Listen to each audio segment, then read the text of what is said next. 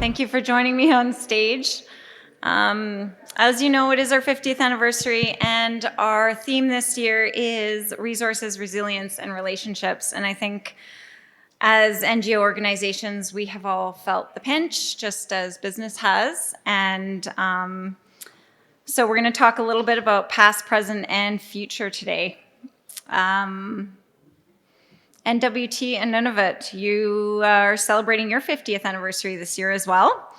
And the partnership and connection between all three of our organizations is critical for the furthering of mineral exploration and mining in the north and in BC. What do these milestones mean to, we'll start with you, Kenny, your organization? Let me start off by saying I think we've done a better job now of collaborating as a pan-territorial approach. But we've come a long way in 50 years in mining in general, mineral resource exploration, everything. I think there's still a long way to go, but the way that we are approaching the federal government now, the way that we're collaborating across territories and provinces is a lot better. I don't think anything's perfect. I think our regulatory regime, especially in the north, it's world leading, but it's not perfect. There's lots of lessons that you guys have learned over here in Yukon that we could benefit from. And there's lots of lessons that we've learned that you could benefit from. So that collaboration, I think, is probably the biggest advancement we've made in the past few years. Okay. Laura Lee? Yeah, I would echo that, honestly. We all have lessons learned, and we don't really need to learn. I think what we needed to learn is we don't need to learn them individually. That sharing those experiences helps each of us grow in our own way. And, people are very connected to the land in the north. To Kenny's point, we have world-leading legislation, but it's very new, quite frankly.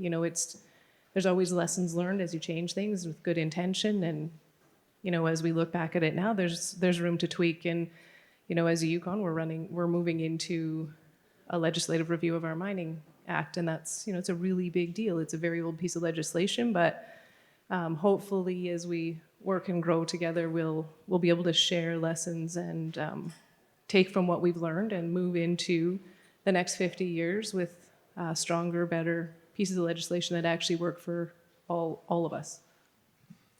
So AME is also celebrating an anniversary this year. It's our 110th anniversary, and so there's a great deal of history and lessons learned. And if the one thing I have to say is that I am so thankful to the self-proclaimed old-timer members, of which Jerry Carlson is somewhere out here. He's the chair of our old-timers committee. They are the folks that really started AME, well, not started because they weren't around 112 years ago, but they're really the folks who have made AME what it is today, and dealt with so many of the challenges that we've had over the years, and showed the modern generation the path forward and how it can be done, and educated us on a lot of those lessons that we, and certainly I, was not around for at the time. But on the point of collaboration, I think what amazes me every time we all get together as a group, and I say it about the three of us, but nationally as well, is that, not shockingly, we all have the same challenges, regardless of what jurisdiction we're in and what area we're talking about.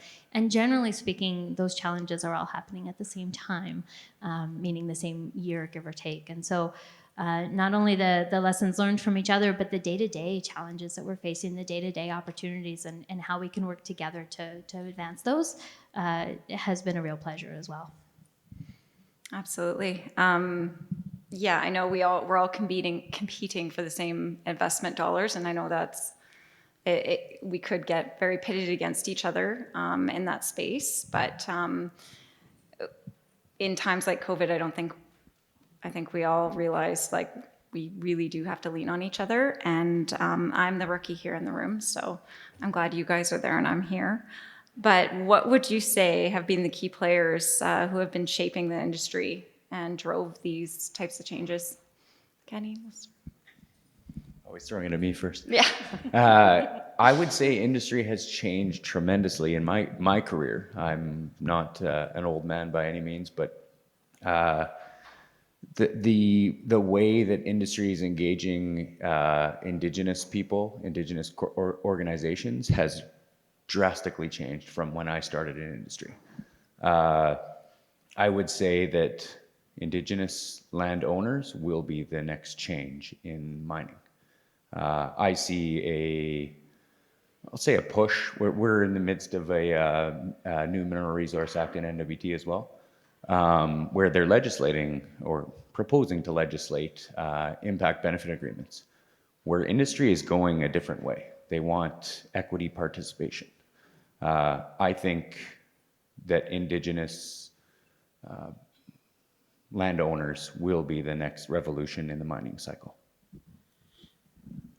Not oddly enough, we do have some of the same conversations going on right now in the Yukon, and I couldn't agree more.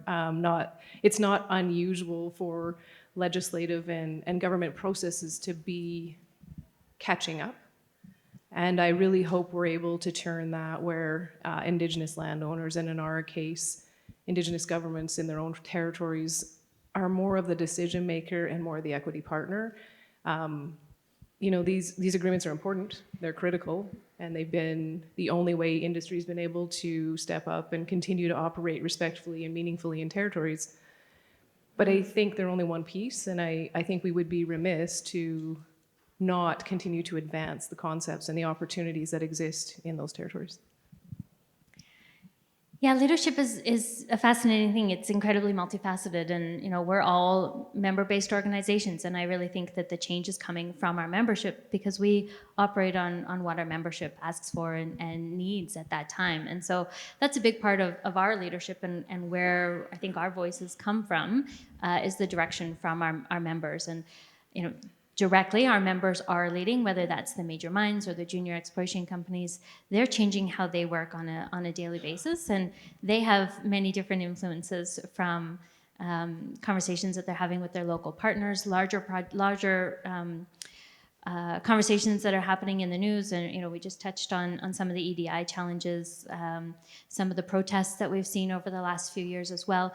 All of that changes the conversation that our industry collectively has. And from a leadership perspective, we try to absorb all the voices that we're hearing from our membership and direct it in a way that can be impactful when we're talking to government and advocating for where this industry needs to go in the future. Absolutely. I'm going to move our... Bree, we actually didn't answer the question. I think we sort of subtly did, but I think what I'd like to say, we kicked off this year with a Yukon First Nation Chamber of Commerce joint event with our event, and I think we have to say that it is for sure in this moment, the real shaking changes are coming after a result of many, many, many years of work, and we're seeing, you know, First Nation governance stepping up and coming to the next level. So I'm going to say that is probably one of the bigger movers and shakers of our industry in the moment. What do you think we could do better? As organizations, I know as an ED coming in, we're always struggling to, how do we serve our members better? How do we move industry? How do we, you know, advocate? So starting with you, Kendra, maybe. Yeah, I think the obvious thing for me, I think, is listen. I think we all get very busy in our day-to-day lives, and we push ahead on the priorities that we think that we have, and we don't necessarily always take the time to stop and ask, have the priorities changed? Do we need to have a different conversation? And what are the challenges that are coming from all of you so that we can go in the direction that we need to go in? I think the overall direction is a really positive one right now, but there's a lot of listening that needs to happen, and whether that's to the First Nation communities or whether that's to the membership and what they're hearing, I think we can listen more. Yeah, I would echo that entirely. I've recently been introduced to the acronym WAIT. Why am I talking? Sit there, listen to the priorities, and I think as an industry, the quicker that industry realizes that First Nation, Indigenous people make their decisions based on values. Once they get their heads wrapped around that, that's where there will be a transition. Marley? Yeah, and I think I would just add to that, ask the question more frequently. You know, we're in this world where we do a 5 or a 10-year plan, and things are changing every 6 months. We're way outdated. We really need to be asking ourselves more frequently. The world's changing really fast, let's be honest. And the last 2 years has been a real example of how we've had to pivot and learn and change in real time. So I think we need to be cognizant of that, and we need to ask ourselves more often. Because if we're going to shift and move quickly into a green economy, this is going to come at us as fast. And we're going to have to ask and listen more frequently, and we're going to have to do that to have the tough conversations that are going to have to be had to make that happen. So I think we listen intently and we ask ourselves a question more frequently. Yeah, I think COVID is, I don't know how everybody else feels about it, but it feels like it's been one long year, not 2.5 now. So I completely agree. The dialogue needs to be more consistent, not every 3 to 5, or in NWT it's 5 plus 2. So you're only engaging on a land use permit every 5 years. That dialogue should be constant. You should always be moving things forward. Maybe just add 2 pieces that we hear a lot.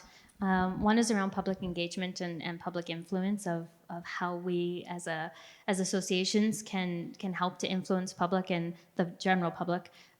We have a huge skills shortage right now, and needing to reach out to some of those kids who are in elementary school, who are in high school, to come and join our industry. It comes down at the end of the day to public perception and how we act and how we present ourselves. So I think one of the things we can do better is really talk about what it is that we're doing, and talk openly and be proud. Each and every one of us should be proud of what we're doing and shouldn't be scared to talk about that.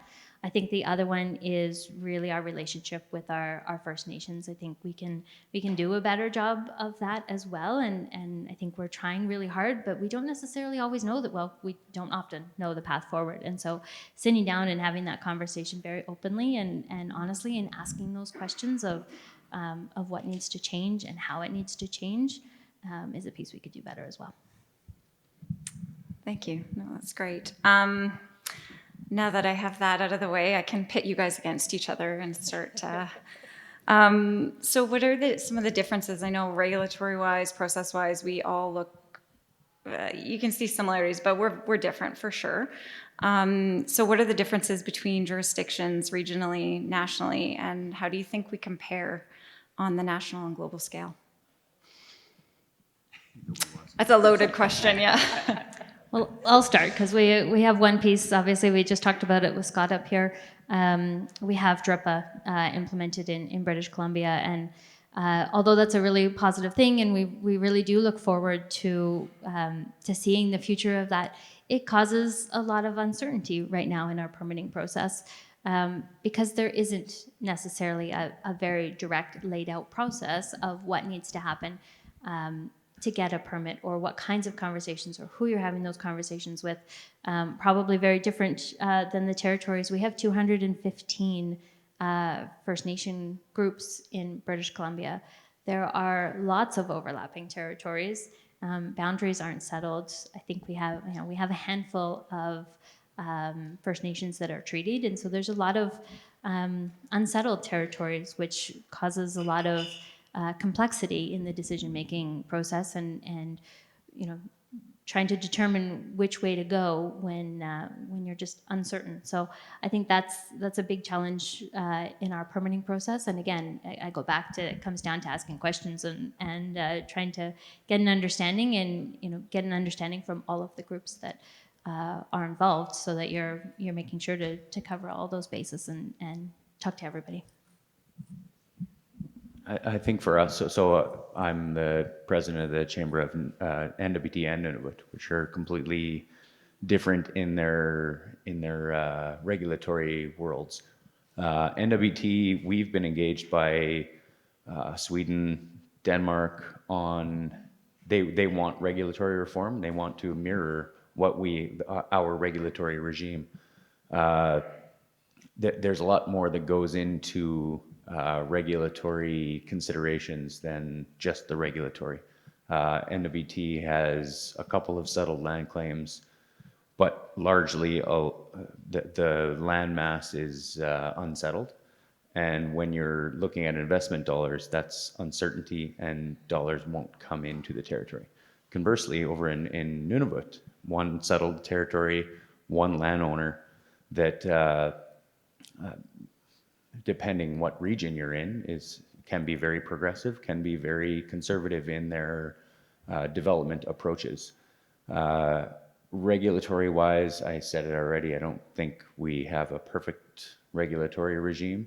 There's definitely attenuations that should happen. And actually the 2022 federal budget came forward and said they allocated some money for regulatory reform. So there are things that are changing, at least over in our world. Nunavut's going through a land use planning Exercise. yeah, exercise. It's probably the best way to put it, because it's supposed to be done now, but it's going to be done in 2027, just the way the pace of government. But we're constantly having dialogue on regulatory reform, which is, I suppose, encouraging. So I guess where the Yukon, we're probably sort of the flip of that, right? In that most of our traditional territory, most of our First Nations are settled, and we have some governments that now have been operational for several years. So we have varying degrees of maturities of governments across the territory. We have a number of, we have certain areas where there's a lot more mining potential. We have a fair bit of overlap, but nothing compared to British Columbia. We have quite a different regulatory regime, all trying to accomplish the same things, but it is separated out through independent agencies as opposed to either one agency or one window approach. So there are complexities within all of that, and you're trying to move one project along in the territory, and you're first into the environmental assessment piece, and you're trying to get people focused on that piece, and then you're moving into the regulatory, and then that's a different piece, and trying to socialize that and help people understand what the differences are between the two. And then finally, you have a water licensing process where in the other two jurisdictions, all those processes are happening through one window. So, I've been in all of the permitting side of things, and the theory behind the one window is great. It's not always as smooth as it sounds. But there's just a little more certainty that goes with that. So I think we're a little disadvantaged if we don't get better aligned, and we've opened our legislation. I think part of the problem is we have varying ages of legislation over top of one another. So that's a complexity within itself as well. And so hopefully, optimistic that I'm very optimistic in the way we're engaged currently in the legislative review, with a very, very heavy, relationship with the First Nation engagement on that side as well, that we'll find our way through some of these things and have it be more smooth in the future. Well, one thing I will say, and I can't speak to BC's legislation and regulatory regime, but the North, it's all the same problem. Wherever we're smashing our heads against the wall, you can go over to Iqaluit, they're smashing their heads against the same wall.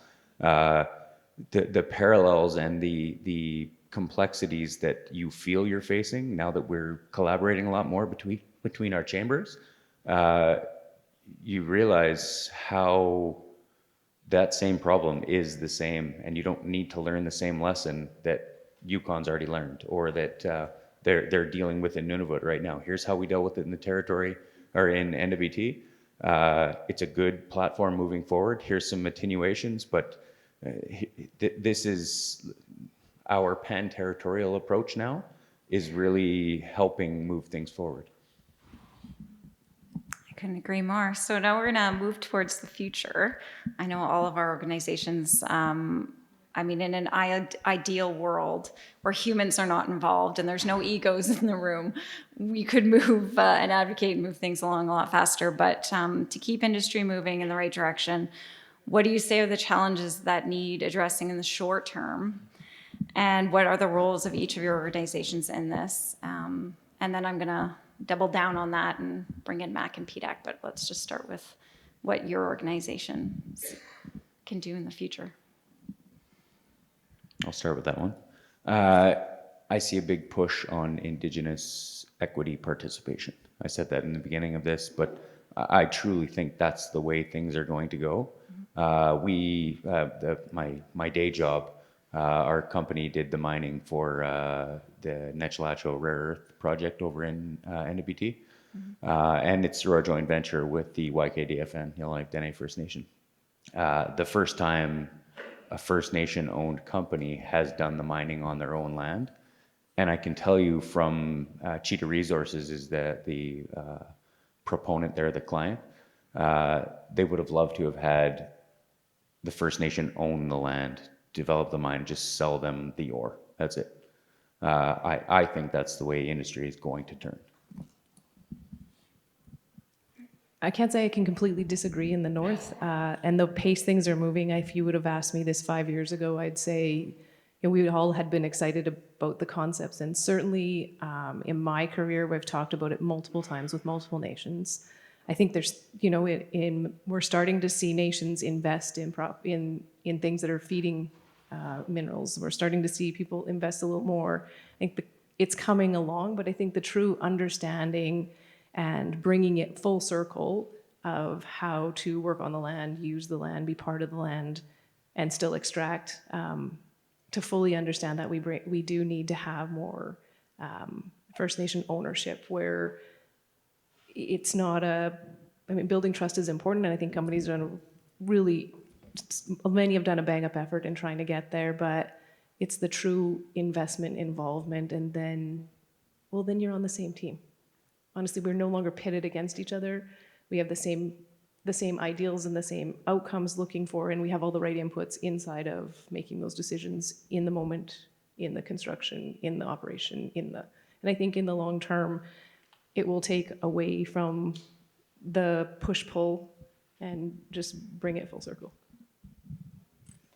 So I'm perhaps a little different than my two colleagues up here in that I represent the exploration folks who are working in BC. We also have a mining association in BC, so they look at a lot of the operations and producing mines. So from an exploration front and looking back over the history, and I know there's questions about looking forward, I'm not honestly sure that we have any short-term challenges in front of us. I think they are all long-term challenges. And I say that because looking back over the history, we are still having the same conversations, albeit in a slightly different context than we were having 50 years ago or 100 years ago. They still center around permitting, number one. That's our biggest challenge, and it's more around, again, it's exploration permitting. So it's around timelines and it's around certainty of the conversations that need to happen and how that permit is going to advance through the process. Skills shortage has always been a challenge. We have now 1,200 mineral exploration companies based in Vancouver. We need a lot of people to support those projects, let alone the 17 producing mines that are based in British Columbia and those that are expats, I suppose, from BC going to other places. So, and right now we just heard there are 6 students who are registered in UBC's mine engineering program this year. So there's a massive amount of skill shortage out there and knowledge transfer that needs to happen. We also have a huge population amongst us that is retiring in the next few years, or retiring as much as any geologist ever retires. And that knowledge again needs to trickle down to the next generations to be able to take over. And then, touched on by my colleagues here, the First Nation component and the conversations. Again, that's, historically 50 years ago, this was not a piece that we were doing well. It's not a conversation that we were really having, but it will be a conversation for forevermore. And so again, not a short-term piece, but certainly a long-term piece that we need to work our way through and find what that path forward is. Okay. What do you hope for our industry in the next 50 years, and how do you think we will get there? You can all bring out your magic 8 balls and start shaking them right now. And That's a tough one. I think I would echo what Kendra was talking about, the skills shortage. I remember when I graduated high school, there was a huge push on trades. Trades pay well. It's a good hard living. Fast forward 10 years, and we need doctors, architects, lawyers. So it moved. There was a shift in this is in Yellowknife, but I feel like that shift was nationally from blue collar to white collar, and we need to recognize that going to university isn't you're not better, smarter because you go to university. You're just choosing a different career path, and as soon as we can normalize that, and it's not I'm smarter because I have a university degree, or I'm getting this just for the sake of getting it. In NWT, if you have a degree, you can get a job with the government. You can make the same amount of money in trades, but I think we need nationally to make a shift back to trades pay well. Trades are a good living, and showcase what you do in trades, because some people just don't know. I think COVID kind of exacerbated the skills shortage, where you have the mentors of the industry retiring early. I'm doing this because I enjoy my job, but I'm not going to go to work if I'm going to get COVID. I don't need to work anymore. I've got enough money. I'm set, but I enjoy what I do. If we don't shift back to skills training and development, as a nation, we're going to be hurting. Go ahead. Yeah, I won't double down on that because it's very true. What I'd like to add is, someone asked us this same question: what will it look like in the next 50 years? Wow, again, 5 years ago, I think I would have had some confidence in projecting this. Now, I think if we can project 5, we'll be doing great. Things are changing at such a rapid pace. The world is changing. The needs are changing. Our industry is changing dramatically. And I said to someone the other day, we're sitting at these tables talking about legislation. We're talking about, and we are, for the first time maybe in forever, the real environmental need to have greener, cleaner economy is very much aligned with the need to have mines. So it's a weird shift that's happening. We're coming into brand new ground. What we've set for our pace and our expectations nationally is going to require things to come into fruition at speeds we're not used to working with. So I really hope, and I'm an optimist, so I'm going to take out the geologist in me and say that I think we are going to, sorry, geologists. I think that we are going to take the hard groundwork that we've done, and the North is leading the way in this, though it's always scary to make that next step. I want to believe that all the groundwork that's been laid and the relationships that we've been working on building and, how things have shifted are going to take us to a place where we can go through this and make the right decisions that are respectful for the environment, for the peoples, and still get us to where we want to go, to a better place. I'm really hoping the next 5 years we come together like we have been forced to do through COVID. So you stole my thunder. I was going to say I'm going to pull out my inner geologist, but I'm going to take it in a different direction.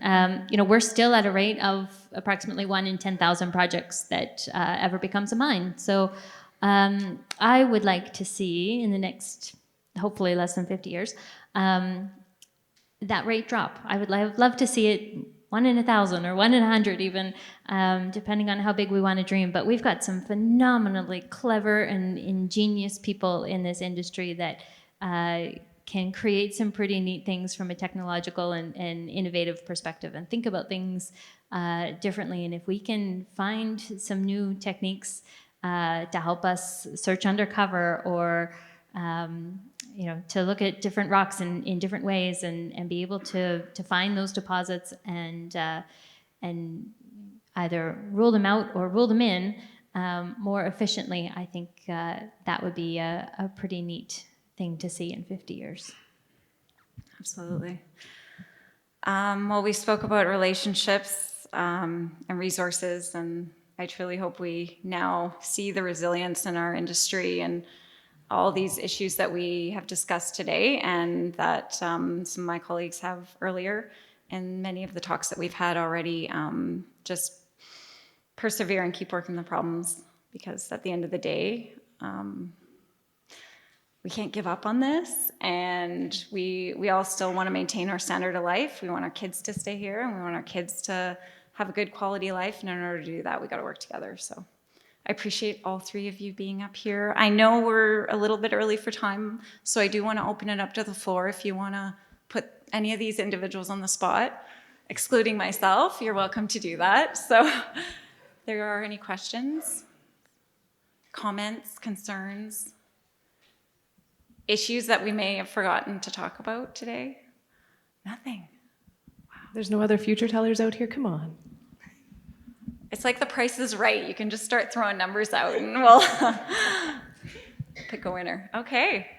Well, I do want to take the time then to thank the three individuals up here. Two of you are volunteers, and this is not your day job. So I really do appreciate the time that you take to mentor people like me. Kendra, you've been, incredibly helpful the last year that I've took over this job. And if anyone had told me what I was walking into, I may have thought twice. No, maybe.